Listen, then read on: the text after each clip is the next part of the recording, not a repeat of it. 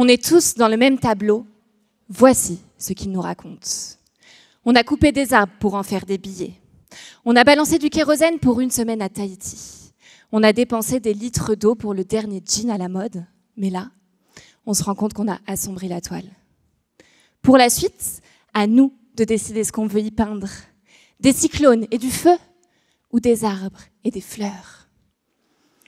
Par conviction ou nécessité, les entreprises et institutions vont devoir se réinventer, entrer en transition écologique pour égayer cette toile.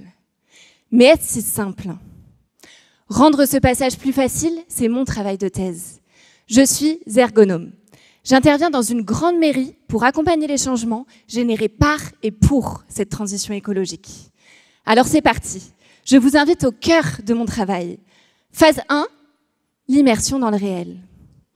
Ma démarche commence par comprendre les stratégies écologiques en interrogeant les décideurs. Ensuite, je rencontre les acteurs de terrain qui font le changement pour comprendre les actions réellement menées. Pour un saut dans la réalité, je vous embarque en entretien avec un jardinier. Je lui demande « Pourquoi tu travailles ?» Il me répond « Avant, c'était pour rendre mon quartier propre, sans herbe qui dépasse. Aujourd'hui, c'est pour prendre soin de la nature. J'apprends à la laisser tranquille. Alors au départ, j'étais ravie, seulement. On n'avait pas imaginé les réactions des citoyens.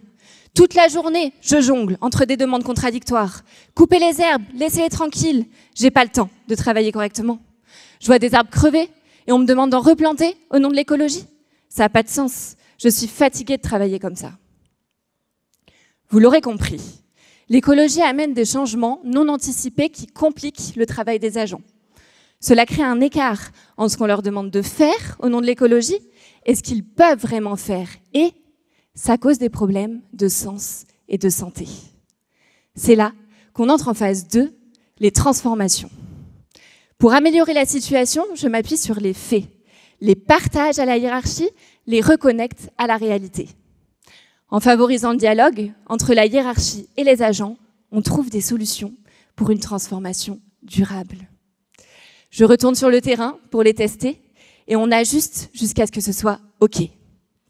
Mesdames et messieurs, voici ma phase 3. Les enseignements à en tirer pour mieux peindre notre toile. Faciliter le travail facilite la transition écologique. Il faut oser réinventer pour s'adapter à ce monde qui change en faisant vite et bien.